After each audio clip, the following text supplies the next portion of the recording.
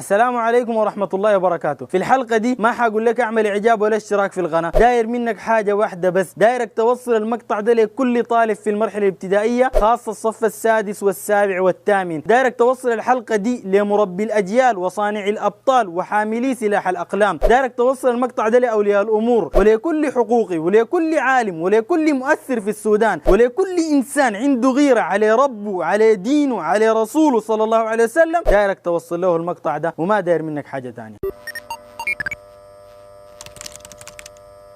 رغم أن الشعب السوداني رفض وجود القراية في منصبه ده، رغم أنه غالب الشعب السوداني أيد حملة إزالة القراية، حتى المعلمين تحت إمرته ما راضين به، رغم الكلام ده كله ما زالوا العلمانيين مصرين على أنه القراية يكون قاعد في منصبه، أنه القراية يغير المناهج دي أهم عندهم من تغيير الاقتصاد، أنه القراية يضيع عقيدة البلد دي أهم عندهم من تحسين أوضاع المواطن من توفير الدواء. الكلام ده خلى القراية بعين قوية يستند على كرسيه ويعمل الدار يعمله، بل يقول أنه أصلا ما في زول أولى منه بالمكان ده وهو أكثر إنسان يستحق المنصب ده. قلت أنا ما بعرف في السودان زول مؤهل أكثر مني، لو تعرفوه وروني له عشان نتعلم منه.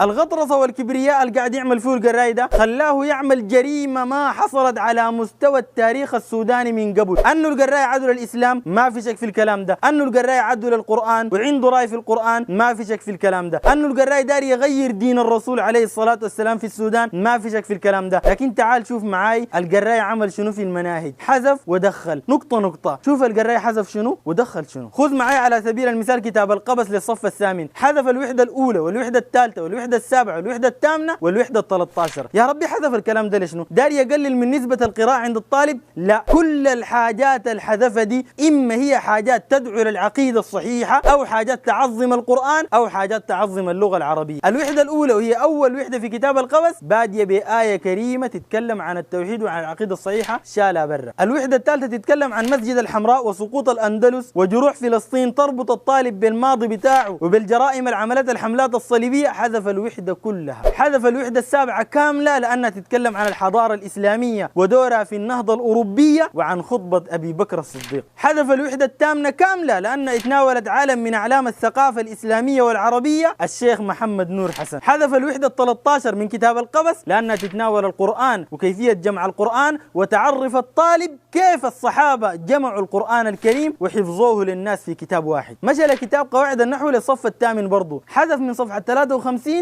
لصفحة 85. لما قلبت الكتاب كده قلت يا ربي الزول ده حذف ليشنو؟ الدرس الأول جاب المرة، ليشنو حذف المحل دي بالذات؟ لقيت بعد الدرس ده مباشرة درس بعنوان لغة الجميلة يمجد اللغة العربية ويغرس حب اللغة العربية في نفوس الطالب، حذفها كلها. ده كله لأنه القراء عنده بغض للغة العربية لدرجة أنه أساء للقرآن وأساء لرب العزة والجلال. ليه القرآن جاب اللغة العربية؟ القرآن ما جاب اللغة العربية لأنه الله ما عربي عشان يتكلم بالعربي، لأنه الله ما عربي عشان يتكلم بالعربي.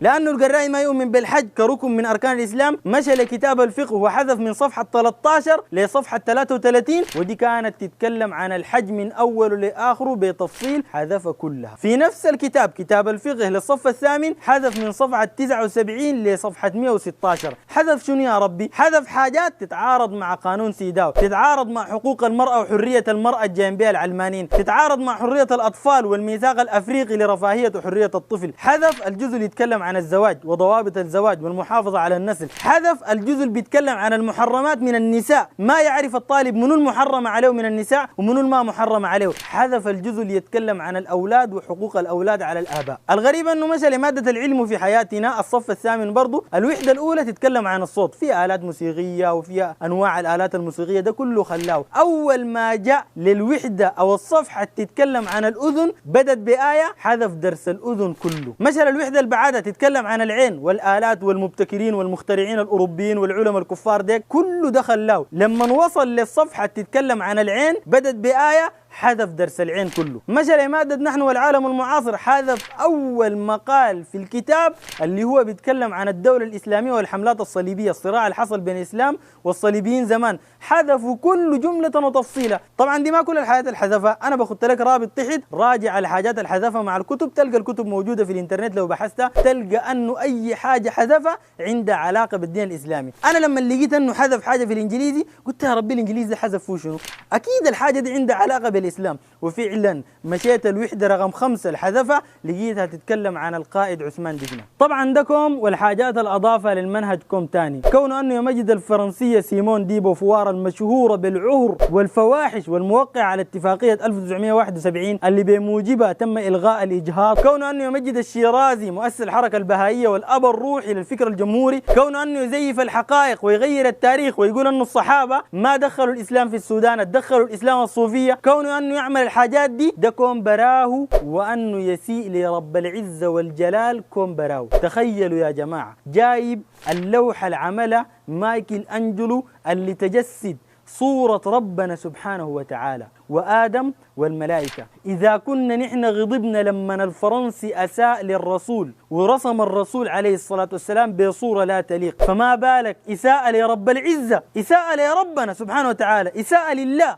زول يرسم ربنا سبحانه وتعالى ويخط في المناهج الدراسية يعاينوه أجيال على أنه ده الله وده آدم وده الملائكة. إساءة لربنا سبحانه وتعالى، إساءة لربنا سبحانه وتعالى في المناهج السودانية، إساءة لربنا في مناهج تعلم لأجيال تطلع تعتقد أن الصورة دي صورة ربنا سبحانه وتعالى. والمصيبة أنه عاملة كشعار للنهضة الأوروبية، كشعار للنهضة الأوروبية. ده وين يا جماعة الكلام ده وين؟ الكلام في دولة سودانية 99% منهم مسلمين ويعظم ربنا سبحانه وتعالى، يجي القراي يجيب لهم صورة ربنا. الآن كان واحد جاب الرسومات الرسموها الجماعة دول في الرسول وخدتها لنا في منهج. رأيكم شنو يا سودانيين؟ رأيكم شنو يا مسلمين؟ هل حتسكتوا على الكلام ده؟ هل حتخلوا الكلام ده يمر زي كده؟ القراي يجيب صورة ربنا، صورة ربنا سبحانه وتعالى يخدها لنا في المناهج عشان الطلاب كل صباح وكل مساء يشوفوها قدامهم في المناهج. إساءة لرب العزة والجلال،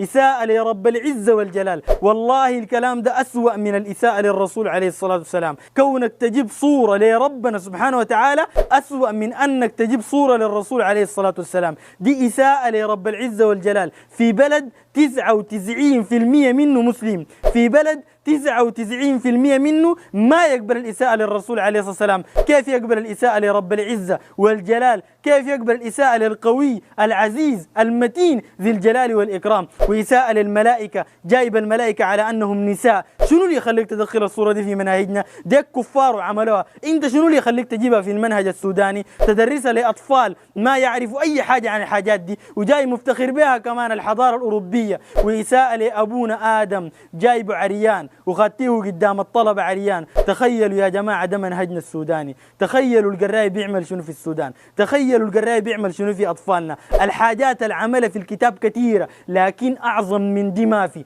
وأسوأ من دي ما في. كفر زي ده ما حصل دخل مناهجنا السودانية أبدا. أنا حاختم الحلقة على الكلام ده، وقبل ما أختم الحلقة عندي 4 رسائل. الرسالة الأولى لكل طالب يمر عليه كتاب التاريخ، أول ما تمسك الكتاب في يدك أشرط الصفحة اللي فيها الصورة دي، أشرط الصفحة وأحرقها. إذا سألك الأستاذ ليش شرطت الصفحة؟ قل له الصفحة دي تسيء لرب العزة والجلال، دي صورة تسيء لرب العزة والجلال. إذا لقيت ورقة تسيء للرسول عليه الصلاة والسلام حتخليها، إذا لقيت حاجة بتسيء للرسول صلى الله عليه وسلم حتخليها. ده ربنا جل وعلا. الرسالة الثانية للمعلمين، لمربي الأجيال، لصانعي الأبطال، انتوا السد الوحيد الممكن يوقف القراي، انتوا اللي بتعلموا الطلبة. أي حاجة فيها إساءة لربنا ما تقروها، ولو توقفوا المناهج كلها أي حاجة تسيء لربنا ما تقروها. الرسالة الثالثة لكل حقوقي، لكل زول عنده سلطة في السودان، لكل زول يخاف الله، لابد من فتح بلاغات في القراي، لابد من فتح بلاغات في القراي أنه يسيء لله جل وعلا، أنه يسيء لدين 38 مليون مسلم. أفتح فيه بلاغات ويا علماء السودان ومجمع الفقه استتيبوا الراجل ده، ما أنه يشيلوا من منصبه بس، يحاكم على الإساءات اللي بيسيء بها لرب العزة والجلال. الرسالة الرابعة والرسالة الأعظم والرسالة الأقوى نرفعها لرب العزة والجلال، نقول له اللهم انتقم من القراي، اللهم انتقم من القراي، اللهم انتقم من القراي، اللهم انتقم من القراي. نقطة ننظم بها حياتنا وتهدينا الدرب الموزون، ننشر بها الوعي الهادف ونديك الزيت المضمون. احنا نجمع وانت توزع، لو بتشيل في كيس نايلون، ننصر بها وطننا وديننا وما نرضى النهج المعفون.